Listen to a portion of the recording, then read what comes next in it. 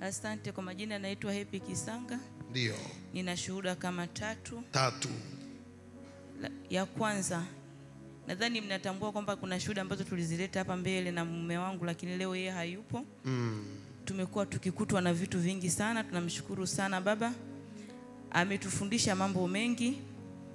Kumbuka hawa ndio walikuta ni chatu au ni nini? Chatu pamoja na bundi. Hawa ndio walikuta chatu nyumbani kwao. They found the python in an owl at home. Naposema sio kiroho ni kimwili. It's not spiritual, that's physical. Lakini tunamshukuru Mungu. Tulipita katika wakati ambao ni mgumu sana. Lakini Baba alikuwa akituita mara kwa mara na akitupa maelekezo nini cha kufanya. Nakumbuka mume wangu mara ya kwanza alipata kazi Moshi, hakwenda kusimamia daraja. Lakini Baba alimwambia nenda, lakini hiyo kazi siko tayari sana ukaifanya, itakuletea shida. Tulirudi nyumbani tukaumia sana. Yani inakuwaje kazi inapatikana afu tunaambiwa kwamba hiyo kazi sio sawa. Na wakati huo hamna kazi nyingine yoyote. Hakuna kazi mume wako nyingine anapita mahali pagumu. Tukarudi nyumbani tukasema basi hebu ngoja tusubiri. Akaja akapata kazi Songea. Akaja akamwaga Baba. Baba akamwambia nenda, lakini kuna kazi ambayo nataka uifanye. Alienda Songea. Baada ya miezi miwili akapigiwa simu kwamba anatakiwa kufanywa interview kwa ajili ya Ring Road Dodoma. Nakumbuka kipindi hicho kwa kuna mkesha unatangazwa wa pale Goba shule. Kama bado siku 3 ya ule mkesha, nakumbuka watu wangu walifukuzwa ada shule. Lakini Baba akiwa Songea, kuna pesa nikaipata ofisini. Nikasema huu mkesha ulikuwa kwa ajili yangu, kwa ajili ya hii kazi. Hata kama umefukuzwa ada shule, lakini nitapunguza, nitatuma kwa ajili ya huu mkesha. Nikaipunguza ile hela. Nikaingiza kwenye account kwa ajili ya mkesha. Kusupport injili. Akaniambia Jumanne nafanywa. Kwenye mikesha huwa anasinzia, lakini ule mkesha sikusinzia. Nilijua piga Yesu makofi. Ule mkesha tulikesha mpaka asubuhi. Ninatoka nikarudi nyumbani, nikalala, nikaamka, nikaendelea na maombi. Lakini ifika Jumanne kaitwa kwenye paneli, kafanywa interview, wakaambia tutakujibu baada ya siku 3.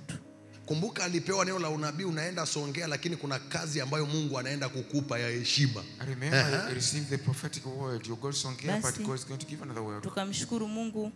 Ananipigia simu jioni, ananiambia mke wangu ile kazi nimefanikiwa, nimeulizwa uko wapi, nimemwambia nipo Songea. Kesho gari natoka Dodoma kunifuata Songea. Alitoka Songea akafika Dodoma. Akakabidhiwa kazi, akakabidhiwa nyumba, ipo kwenye mradi kama civil engineer, mradi wa Ring Road. Kwanza wangapi wanamfahamu mume wake huyu dada? Kila akija hapa ibadani pamoja ni baba atakaa pale, wakati anaabudu analia kama mtoto. Awe amebarikiwa au hajabarikiwa, ana moyo wa kumwabudu Mungu. Pe Yesu makofi ya utukufu.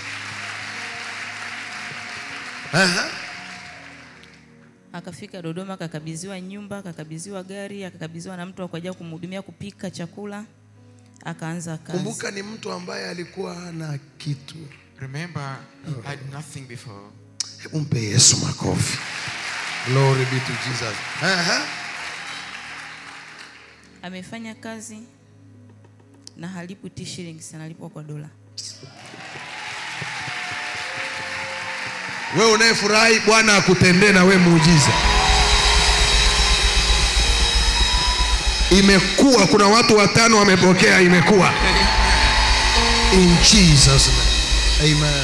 Amen. Lakini ilipofika tarehe 2 mwezi uliopita, ushuhuda huo nadhani ni wa 3. Tarehe 2 ilipofika, tarehe 1 alinipigia simu, kesho nitakuwa na waziri Bashungwa ananikagua miradi yangu. Nikamwambia sawa.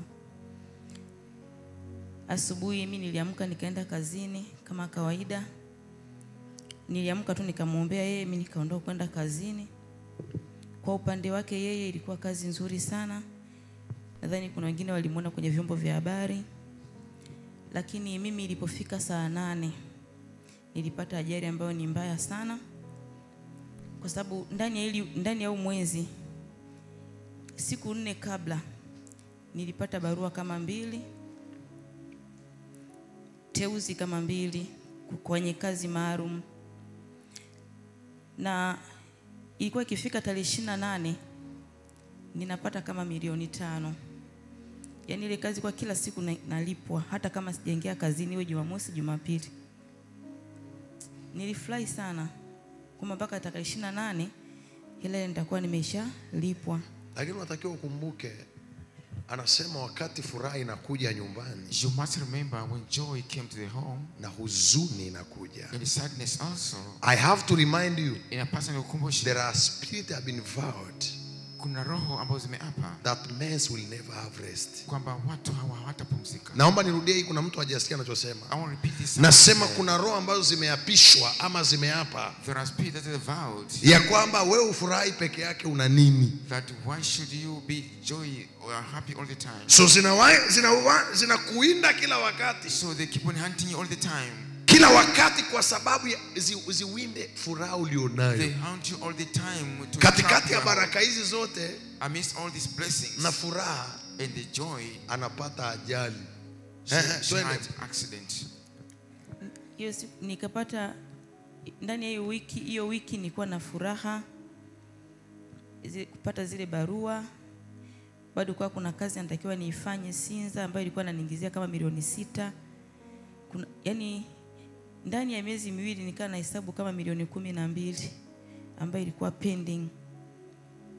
Lakini ilipofika tarehe 2, mume wangu akiwa na furaha na yeye, akipigiwa simu, akifanyaje, akipongezwa, akapigiwa simu kwamba mke wako amepata ajali mbaya sana, yuko hospitali, kapelekwa Palestina. Rudia nyuma yangu, sema furaha, baraka za Mungu asichangamane na majuto. Baraka za Mungu asichanganyane na majuto. Na kwa sababu neno hilo li hai, because this word is living, sitachangamana huzuni kwenye baraka yangu. Sitachangamana huzuni kwenye baraka. Kwa jina la Yesu ali hai. Kwa jina la Yesu. Na iwe kwako sawa sawa na amina. Alifanikiwa kuondoka usiku, akafika alfajiri. Kwa sababu usiku alinipigia simu, akawa anapiga simu kwa watu ambao niko nao wafanyakazi wenzangu, niambia nimwambie aongee kama anaweza kuongea. Nikaongea. Nikamwambia ndio naingizwa theater, nimevunjika mguu, mifupa yote miwili. Akaniambia sawa. Akaondoka. Bahati nzuri asubuhi alifika, alinikuta niko hospitali, ndio nilikuwa nimetoka kuzinduka. Lakini ndani ya kama siku akiwa ananihudumia hospitali, anapata taarifa kwamba anatakiwa kwenda China kikazi. Siku ya Jumapili akanambia, sasa mimi nafanyaje? Nikamwambia hapana, kwa kuwa ameniponya, ninajua nilichokuwa nimepangiwa kukipata ni kidogo zaidi ya hiki.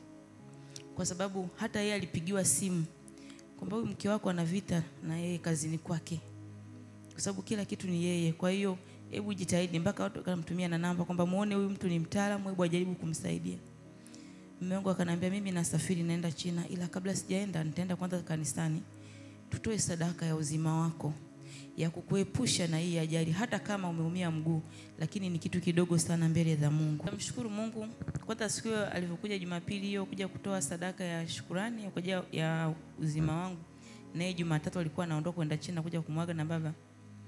Nilijikuta tu napata amani, kwa sababu kwanza watu walikuwa wakija kuniona kwamba kwani nimekuaje? Alafu kwanza uliteuliwaje? Kwa maana hizi unajua kabisa kwamba ile nafasi wewe imeshindikana wewe kwenda kuifanyia kazi, kwa hiyo amewekwa mtu mwingine. Kwa sababu hiyo kazi inatakiwa ifanyike mpaka tarehe 27 imeshaisha. Kwa hiyo imeshindikana wewe kwenda, amewekwa mtu mwingine. Kwa hiyo nikawa najisikia kama wakija kuniona najisikia yani kitu kinaniumiza sana. Lakini baada ya kutoa sadaka na Mungu akaniambia kwamba lakini hivi vitu, hii hela uliyoipoteza kwa muda huu utaipata mara 2 yake ukipona. Nikajikuta nina amani, nina furaha, na nina imani kwamba Mwenyezi Mungu atanipa mara 5 zaidi ya vile ambazo nimepoteza ndani ya hii siku.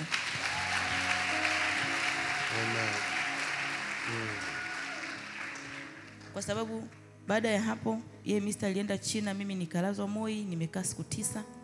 Nikaja nikaruhusiwa, naye alikaa siku 13, akaja akarudi. Alivyorudi akampigia simu baba akasema naomba niletee mke wako aje. Nikaja siku nilikuwa na magongo, nikafika ofisini, akaniombea, akanambia hebu simama. Nikasimama, nikaanza akanambia hebu tembea, maana hata pale nyumbani nilikuwa natembea na magongo. Wakati nilikuwa nakuombea ulikuwa unasikia nini? Nilikuwa sikia kwenye mguu vitu vinanivuta. Nataka nikuonyeshe kuna ajali ambazo ni za kichawi. I want to show you there are witchcraft accidents. Huu ndio ule mguu mtu anafanywa operation kidogo lakini anauguza miaka 5. A person is receiving surgical operation just a little bit, but for 5 years sustaining the wound. Kwa hiyo wakati unaomba ulikuwa unasikia nini kwenye mguu? Nilikuwa nasikia vitu vinavuta. Ndio maana umaliza ukanambia shuka, nilishuka zile ngazi. Nikaingia mpaka kwenye gari. Tukafika nyumbani. Mume wangu akaniambia nikushike, nikamwambia usinishike, maumivu mbona sisikii. Nikatembea mpaka ndani. Nikakuta mama zangu pale nyumbani, mama yangu na mama mkuu wangu. Kaniambia vipi, nikaambia sisikii maumivu. Kwa hiyo kule ndani nikawa nazunguka bila gongo sasa. Natembea. Nikasema mama wangu kaniambia mimi naondoka naenda Dodoma na imani Mungu amekuponya na ninakuacha salama.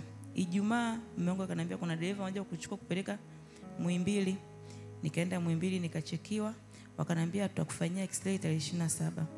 Nikarudi nyumbani. Jana akaniambia kwamba utaendaje kesho kanisani? Nasema naenda kanisani. Nikamwambia Mungu ataniponya. Kwa kuwa nimeota kwamba nimepona.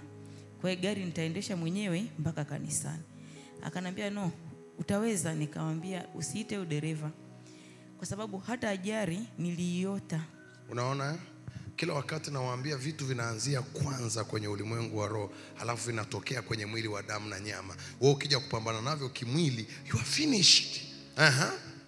Nikamwambia kwa kuwa nimeota nimepona, nitaendesha gari mpaka kanisani. Kwa hiyo tulipokuombea hapa, ukaondoka ukaenda nyumbani na nikakwambia utapata usingizi mzito na Bwana atakuhudumia. Ukaenda ukaota. Nikaota nimepona. Baada ya maombi. Baada ya maombi. Hebu mpe Yesu makofi katika jina la Yesu aliye. Pigie tena Yesu makofi ya heshima kabisa. Sasa nikawa ninaota kwamba kuna sehemu nipo ofisini. Unatembea. Watu wananiuliza, "Wewe unatembeaje?" Nikasema kwa nini ndoto nimeota hivyo nimeshapona? Kwa kuwa kabla sijapata ajali niliota kuna shimo kubwa. Huku nyuma kwa kuna mteremko. Nikawa nateleza nimekaa. Kila nikitaka kuinuka natembelea matako. Kila nikitaka kuinuka nashindwa ule uterezi. Nikashindwa. Baadaye nikaja nikashtuka. Nikasema hii ndoto ina maana gani?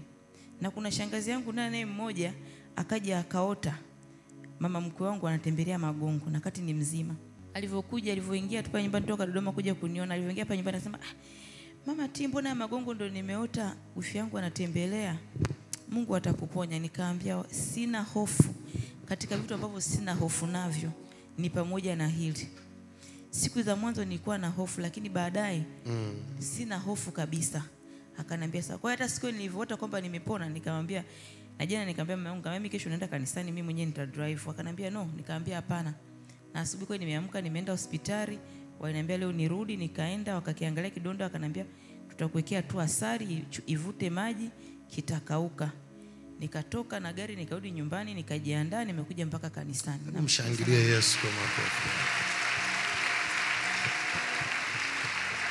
Kwa hiyo ukimuona anachechemea hapa sio kwamba Mungu hajamponya. Kama umefanywa operation na wamefanya vitu manake Mungu anakamilisha nini? Kile ambacho wamekifanya wanadamu kwenye mwili wa damu na nini? Na nyama. Bwana asifiwe sana. Pe Yesu makofi na utukufu. Unawaambia nini watu wasioamini mambo ya rohoni? Cha kwanza, ndoto ni kitu cha kukifuatilia. Cha pili, kila kitu kinachotokea kwenye maisha yako kina sababu zake. There is no neutral event, that God is not involved, Satan is not involved. It is an accident, no accident in the spirit. Everything that has happened, it has something in the spirit first. Inaanza kwanza kwenye ulimwengu wa roho, alafu inadhibitika kwenye mwili wa damu na nyama. Amen. Ubarikiwe sana. Inua mikono yako tumshukuru Mungu kwa ajili ya uzima wa huyu mama. Simama kama unaweza. Baba, asante kwa ajili ya kumponya mwanamke huyu na mauti. Lakini asante kwa sababu wewe unasema na ukisema inakuwa. Baba, kwa mamlaka ulionipa, kamilisha kile ulichoanza. Kamilisha kile ulichoanza katika jina la Yesu Kristo wa Nazareti aliye hai. Nyuma ya goti lake natamka afya na uzima kamili kwa jina la Yesu. Thank you for perfections of healing right now.